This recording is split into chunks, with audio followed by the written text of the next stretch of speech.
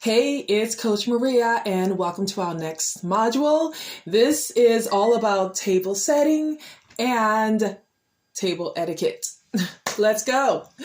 All right, when I was a young girl, my mother would always have us set the table, and we did a basic table setting that the average, dinner setting would have, and it was just enough. Of course, you would have your plate, a napkin, one fork on the left-hand side, your knife on the right with the serrated edge, the side that cuts, facing the plate, and a tablespoon if needed, not always needed. This right here with your glass on the top right-hand side above your knife and your spoon is a nice, simple, basic, everyday table setting. So let's go on to a more complex, more formal table setting. So that would include a salad fork, which is smaller than your dinner fork. That lets you know that there's going to be salad, or you have that option. And a much larger spoon, which is your soup spoon. That lets you know you have an option to have soup. Okay, so we're going to put that on the outside of the plate, of the utensils. Our water glass usually comes already filled with water on the top right-hand side, and you may have the option for another drink. It could be wine, champagne, or a soft drink or juice of choice. So top right corner. Remember, your glasses are on the top right corner. That way you don't grab someone else's cup on the left-hand side. Yours are always going to be above your knife and your spoons, all right? There may be another plate for salad. And because there's a soup spoon, you might have the option to request soup or salad, sometimes both. This usually isn't on the table setting yet, because they will put your soup in your bowl in the kitchen and then bring it out full to you. Now there's a plate at the top left-hand corner. That's for your bread. And then there's a knife. Now I'm also going to put, can you see that? A knife and a much smaller plate. I don't have a smaller plate. Okay, for your bread and butter. And you might see something like this at a formal table setting. A fork and a spoon going across the top. So I like to teach that a table setting can quite often tell a story of what's to come, what's for dinner. All right, so we got this small fork on the outside. That quite possibly means, and does mean, hey, there's going to be salad tonight. Then you have your main dish fork. Then you have your knife on the inside. Now, if this was a steak knife, that would let you know that there's probably going to be some type of meat. Steak, chicken. If it's one of those little, like, long, skinny forks, probably some type of crustacean, like a seashell, a shellfish, some type of shellfish, right? The larger spoon, like I said, soup spoon, that tells you, hey, we're going to have soup, or I have that option, all right? This lets you know, all right, we're going to have some bread and butter. I love my bread and butter, yes. And these right here, back to them, what are they for? That lets you know there's going to be some type of dessert option, all right? Spoon, probably a custard, a pudding, an ice cream. Fork, cake, pie. If there's one or the other, then chances are cake, pie, This only, spoon only, chances custard, ice cream, pudding only. Those are my options, or that is the only option. One of those is the only option. It tells a story. It lets you know what is to come. All right. So when you sit down at the table, excuse me. Sorry about that. The first thing you want to do is place your napkin in your lap. Now, when you use your napkin throughout your meal, only use one corner of it to remove any food from your mouth, and that corner only, all right? And then you can kind of fold it so that it's not touching your clothes. So you don't want to have food all over your napkin. Just have it in that one corner. So when you're done, or when it's time to get up, while it's on your lap, you can fold that one corner that you've been using with food on it and tuck it away so everyone don't have to see all the food that you wiped off your mouth, your lipstick, all that kind of stuff. So in one corner so it doesn't get all over your clothes. And number two, that way you can fold it underneath the other part of the napkin so that it's not exposed. So if you get up from the table and lay your napkin by your table setting, no one sees, all the stuff that you wiped off of your mouth. All right. So that's the napkin. Going to put that back in my lap. If you were at someone's house, at a formal dinner setting or something like that, wait for everyone to be served, number one. If they're serving themselves, you pass from left to right. If someone wants salt and pepper, pass from left to right, unless they're like right next to you. Okay? And you want to wait until everyone has been served to start eating, and you wait on your host.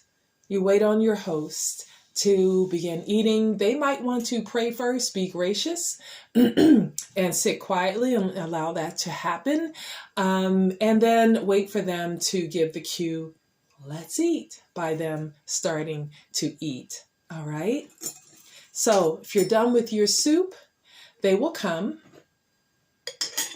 and take your soup away. While you're eating, you sit up straight, you bring your spoon to you. You don't go down to the bowl, all right? When you're done, leave your spoon right there and it will be removed. Same thing goes for your salad. Bring it to you. When you're finished, leave your fork on your plate. It will be removed. Main course time. Oh, my very important tip. We work from the outside in. Let me put these back. So if you're wondering, which utensil do I start with first? You work from the outside in. That simple, that easy, that eliminates all confusion. Work from the outside in. So I had soup, so I started with the outside spoon. I had salad, or one or the other. I worked with the outside fork. All right, now, bread and butter. You always get enough butter with your clean knife. You never go back with your dirty knife. So get as much as you need and put it on your plate, and then you can spread it as you go, or you can, whichever you prefer, go ahead and put it all over your bread and leave your knife on your plate. Once you've used a utensil, you never put it on the table or the table mat. It should remain on the plate, in the bowl, what have you. All right. So you have what's left for your main course. You have a fork, a knife, a spoon if needed. You cut your food as you go. You don't want to cut it all up like you would for a toddler. You're grown up. So you cut as you go. Hold it down with your fork, cut it with your knife, push and cut. Don't saw. No sawing. Push down and cut. All right. Then lay your knife across the plate. Don't put it on the table. Switch to the dominant hand, whichever one that is for you. Bring the food up to your mouth and eat. You can put your utensil down on your plate and put your hands in your lap and chew your food. Now, here's a good tip. Don't put too much food in your mouth at once, because if someone asks you a question, you don't want to answer with a whole mouthful of food. In fact, you don't want to answer with any food in your mouth. Therefore, when you put a little bit at a time in your mouth, you can quickly chew it and swallow, because it's not a huge mouthful, and then go on to answer their question. All right? So, we're finished our meal. We didn't put our elbows on the table. We didn't talk with food in our mouth. And we used our napkin in one corner of the napkin and then put it back in our lap. If we got up to the restroom to go to the restroom or get food from in between our teeth, or blow your nose, whatever, no one needs to know any of that. All right. You're going to fold your napkin, fold the end that you have used on your mouth on the inside so no one sees it. Put your napkin beside your plate and just simply excuse yourself. Excuse me, I'll be right back.